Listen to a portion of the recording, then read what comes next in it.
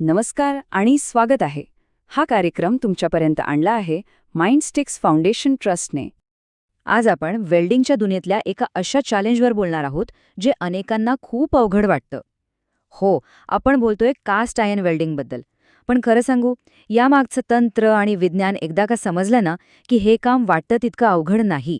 चला तर मग या सगळ्या प्रक्रियेला सोपं करून समजून घेऊया. आणि हाच तो प्रश्न आहे जो प्रत्येकाला पडतो, बरोबर ना?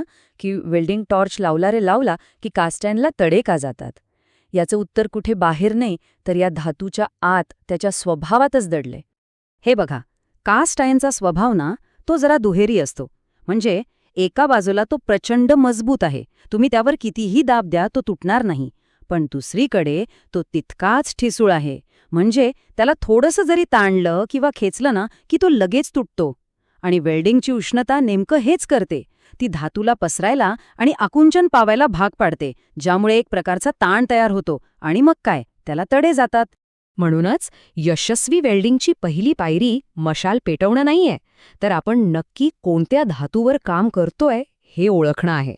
कारण हे लक्षात घ्या, प्रत्येक प्रकारचं कास्ट आयर्न काही वेल्डिंगसाठी बनलेलं नसतं.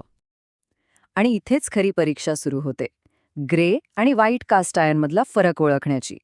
ग्रे कास्ट आयर्नमध्ये फ्री ग्राफाईटचे कण असल्यामुळे ते थोडं मऊ असतं आणि हो, ते वेल्ड करता येतं. पण व्हाईट कास्ट आयर्न याच्यात असतात हार्ड आयर्न कार्बाईड. त्यामुळे ते इतकं ठिसूळ असतं की त्याला वेल्डिंग करायचा प्रयत्न करणं म्हणजे ते फोडण्यासारखंच आहे. त्यामुळे कामाला सुरुवात करण्याआधी ही एक गोष्ट तपासून घेणं सगळ्यात महत्त्वाचं आहे.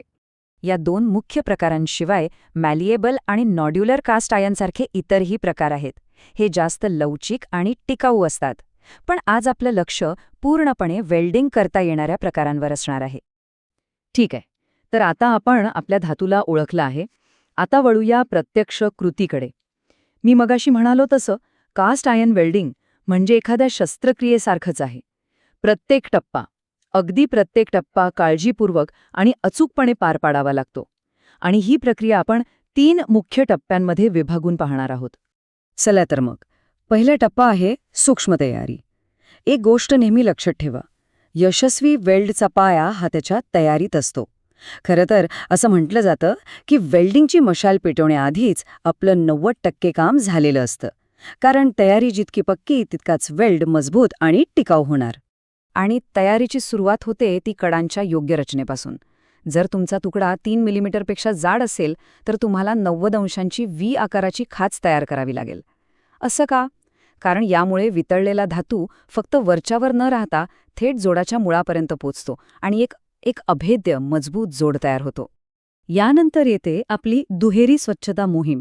पहिली पायरी मेकॅनिकल क्लिनिंग. म्हणजे काय तर फाईल किंवा वायर ब्रशने पृष्ठभागावरचा सगळा गंज, धूळ, घाण काढून टाकायची. आणि मग येते दुसरी पायरी केमिकल क्लिनिंग. यात केमिकल क्लीनर वापरून तेल आणि ग्रीससारखे चिकट पदार्थ पूर्णपणे स्वच्छ करायचे. एक गोष्ट लक्षात ठेवा, अगदी थोडीशी अशुद्धतासुद्धा आपला अख्खा वेल्ड खराब करू शकते. आणि आता येतो सर्वात महत्त्वाचा टप्पा, प्रीहीटिंग. वेल्डिंगला सुरुवात करण्यापूर्वी संपूर्ण तुकड्याला 200 ते 310 अंश सेल्सिअसपर्यंत हळूहळू गरम करणं अत्यंत गरजेचं आहे. यामुळे काय होतं? यामुळे धातूला बसणारा उष्णतेचा धक्का, ज्याला आपण थर्मल शॉक म्हणतो, तो टळतो आणि त्यामुळे वेल्डिंग करताना तडे जाण्याचा धोका जवळजवळ नाहीसा होतो. हा टप्पा वगळायचा नाहीये, कधीच नाही. चला, तयारीचा पाया एकदम पक्का झालाय. आता वेळ आली आहे प्रत्यक्ष वेल्डिंगची. इथे आपलं कौशल्य, आपलं नियंत्रण आणि आपली अचूकता पणाला लागते. बघूया यासाठी सर्वोत्तम तंत्र कोणतं आहे. इथे आपण लेफ्ट वर्ड किंवा फोरहँड नावाचं तंत्र वापरणार आहोत.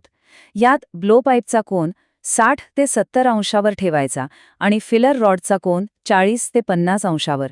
हे कोन जर तुम्ही साधले तर उष्णता अगदी योग्य प्रकारे पसरते आणि वितळलेला धातू अचूकपणे जोडला जातो, एकसारखा फ्लो तयार होतो. वेल्डिंग तर झालं, पण तुमचं काम अजून संपलेलं नाही. उलट खरी परीक्षा तर आता आहे. शेवटचा आणि सगळ्यात महत्त्वाचा टप्पा म्हणजे वेल्डला थंड होऊ देणं. पण कसं? हळू आणि नियंत्रित पद्धतीने. आणि इथेच अनेक जण मोठी चूक करतात.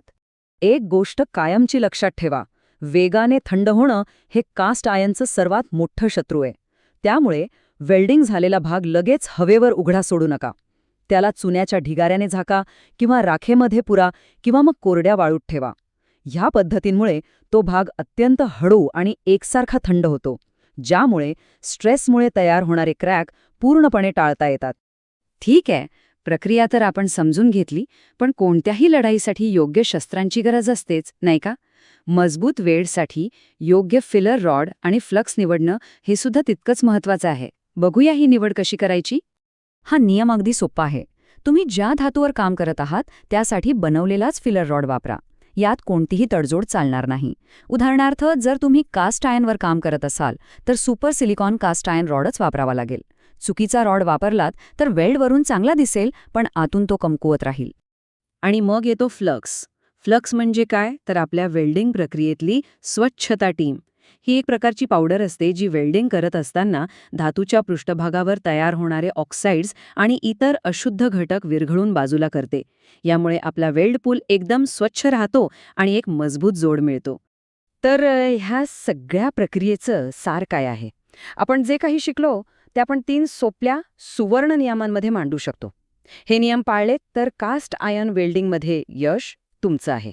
आणि या नियमामागचा एक महत्त्वाचा सिद्धांत आहे, वेल्डिंगच्या संपूर्ण प्रक्रियेदरम्यान जॉईंटचं तापमान प्रीहीटिंग तापमानावरच राखलं पाहिजे. याचा सरळ अर्थ असा की एकदा का तुम्ही प्रीहीटिंग सुरू केलं की वेल्डिंग संपेपर्यंत ते तापमान खाली येऊ द्यायचं नाही. उष्णतेचं हे सातत्यपूर्ण व्यवस्थापन हीच यशाची गुरु किल्ली आहे. तर पहिला सुवर्ण नियम, पूर्णपणे प्रीहीट करा. लक्षात ठेवा, प्रीहीटिंग हा फक्त एक पर्याय नाहीये, ती एक गरज आहे. क्रॅक टाळण्याचा हाच एकमेव पाया आहे. दुसरा सुवर्ण नियम, काळजीपूर्वक वेल्ड करा. योग्य कोन, योग्य तंत्र आणि सगळ्यात महत्त्वाचं संयम. प्रत्येक हालचाल विचारपूर्वक करा. आणि तिसरा आणि निर्णायक नियम, हळूहळू थंड करा. जोपर्यंत तुमचा जॉब पूर्णपणे नैसर्गिकरित्या आणि हळूवारपणे थंड होत नाही, तोपर्यंत तुमचं काम संपलेलं नाही, हे लक्षात ठेवा. घाई केलीत तर सगळी मेहनत वाया जाईल. तर हा आहे कास्ट आयर्न वेल्डिंगचा साधा सोपा मंत्र.